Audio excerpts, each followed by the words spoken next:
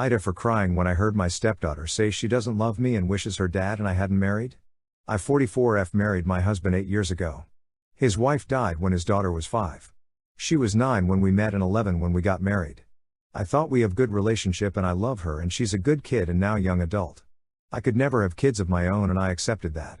I never expected, suggested or implied I wanted to be her mom. I was happy to be a part of her life and some part of her family. I did think we loved each other. But I learned this was one-sided at Christmas. My husband's extended family planned a few days away after Christmas to spend as a family. We rented a cabin and everyone was under one roof for a few nights. I fell ill halfway through and stayed in bed most of the latter part of the trip. One of those days I woke up from a nap and could hear my stepdaughter and Sil talking. I didn't hear all of it, but I did hear her tell her aunt she doesn't love me and really only tolerates that her dad married me because he's happy but she wishes he hadn't married anyone. I turned on the TV to drown out the sound of crying. It made me sad and I won't lie that it didn't bother me at all.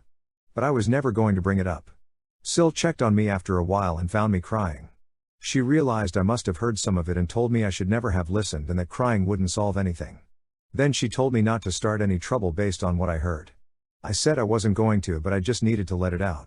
I didn't bring it up again and I was happy to let it go. But my Sil brought it up again and she told me I could feel a certain way, but at my age and given my stepdaughter's loss I shouldn't have made it about me by crying. She told me she hoped I wasn't planning to get my husband to go after my stepdaughter. I told her I never said a word to my husband. I wasn't trying to make it about me. She claims that couldn't be true and I should think about that so it never comes out around.